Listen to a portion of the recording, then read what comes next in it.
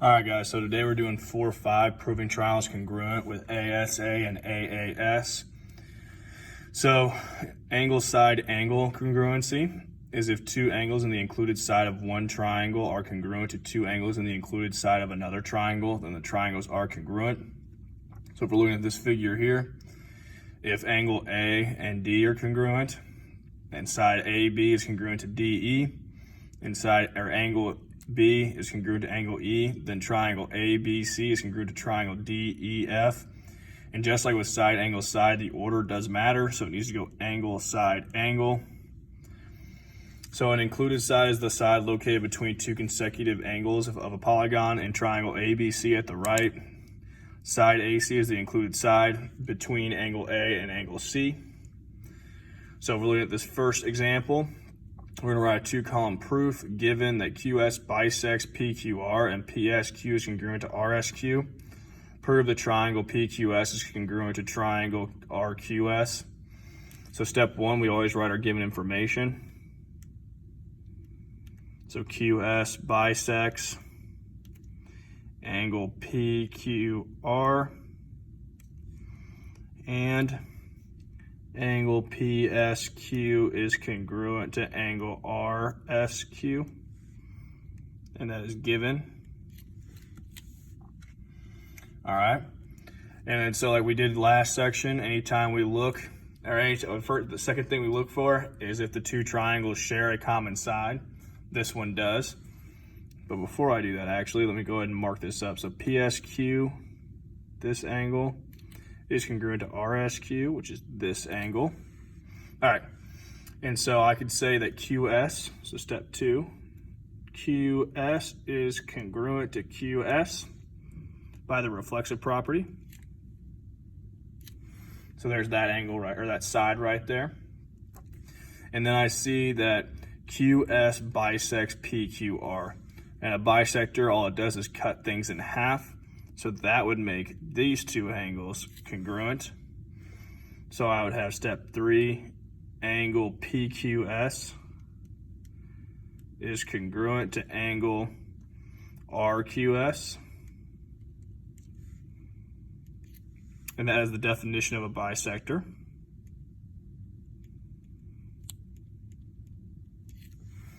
And so we've got an angle, a side, and an angle. So we got these. Step four, triangle PQS is congruent to triangle RQS by angle, side, angle. So number two, write a flow proof. We don't write flow proofs. It'll be a two-column proof. Okay.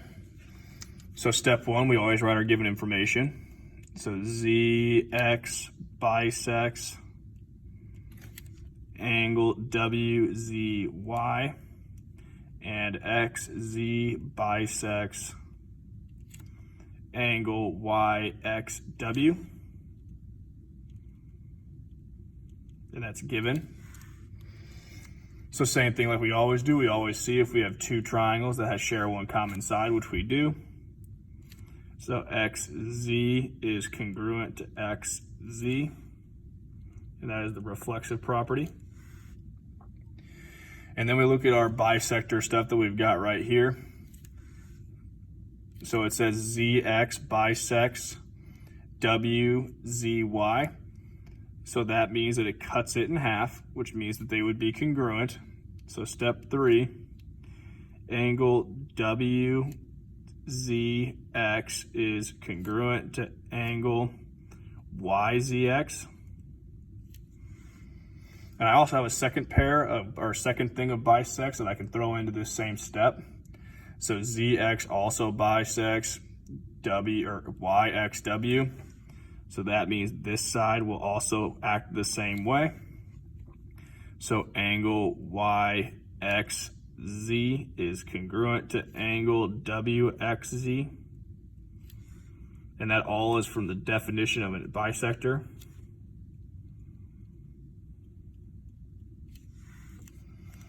And then step four, because we have angle, side, angle, we can go ahead and say that triangle WXZ is congruent to triangle XZY. And that is by ASA. So then now let's talk about angle, angle, side. So angle, angle, side is if two angles and the non-included side of one triangle are congruent to the corresponding two angles and side of a second triangle, then the two triangles are congruent. So same thing we kind of been doing, but now we've got an angle, angle, side, or angle, angle, side. It can go side, angle, angle. It's the same thing, okay? So if angle A and D are congruent, and angle B and E are congruent, and side BC is congruent to EF, then triangle ABC is congruent to triangle DEF. Here's an example of a flow proof.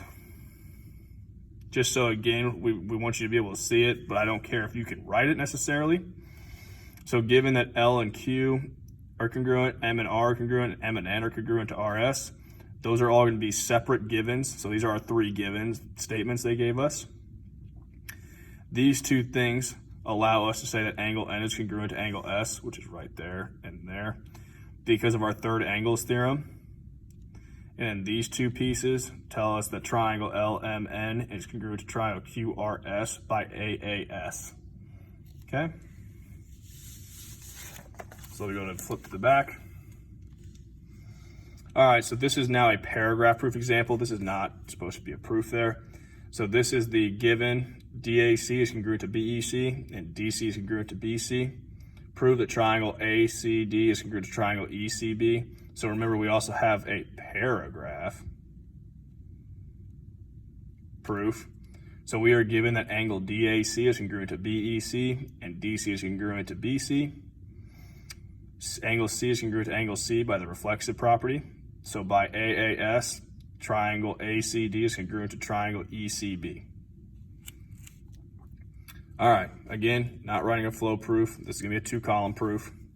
So step one, we write our given information. So RQ is congruent to ST, and RQ is parallel to ST. And that's given. So I can go ahead, oh, they're already marked for me. That's awesome. And so we always double check to see if the two triangles share a common side. They do not this time. All right, but since these are parallel, we know that our alternate interior angles, our vertical angles, all of those angle relationships we went on, they are now in play because these two are parallel. So I can say that angle RQS, this angle right here, and TSQ, this angle right here, are congruent by alternate interior angles. So angle RQU, or RQS, excuse me, is congruent to angle TSQ, and that is by alternate interior angles. So now these two angles are marked.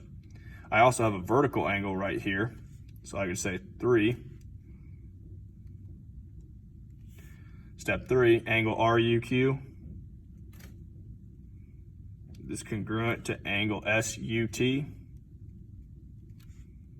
That's by vertical angles. And now I have an angle, angle, side, and angle, angle, side. So step 4, triangle RUQ is congruent to triangle TUS by angle, angle, side. All right, same thing over here. We're not running a paragraph proof. It'll be two-column. All right, so in the sine scaffold shown, BC is perpendicular to AC and DE is perpendicular to CE. Angle BAC is congruent to angle DCE, and AB is congruent to CD. Write a paragraph proof to show that BC is congruent to DE. So this one, we're not trying to prove that the triangles are congruent. We're trying to prove that these things will be congruent. So when we do prove that these are congruent, because we will, these two triangles, we're gonna have to use CPCTC to prove that this is congruent. All right, so step 1, we're writing our given information like always. So BC is perpendicular to AC. DE is perpendicular to CE. Angle BAC is congruent to angle DCE. And AB is congruent to CD. That's given. So step 2, just like always, we always try to see if the two triangles share a common side, and they do not because they're separated. So because they're perpendicular lines though, since we have perpendicular lines, we do know that these angles right here are going to be right angles. They're also marked. So angle BCA and angle DCE are right angles. And that is the definition of perpendicular lines. So then step 3, BCA is going to be, or angle BCA is congruent to angle DCE, which are these ones we're talking about right here, because that's the definition of right angles. They're both 90. So now I've got angle, side for both of them, because now this one, even though it's marked as 90, we know that now they're congruent. So step 4, triangle BAC is congruent to triangle DCE by angle, side. So that's awesome. Now we've proven that the two triangles are congruent. So our last step is just BC is congruent to DE, because that's what we're trying to prove. And that is by CPCTC. Because if the triangles are congruent, all of the congruent parts are congruent as well, which is what that states.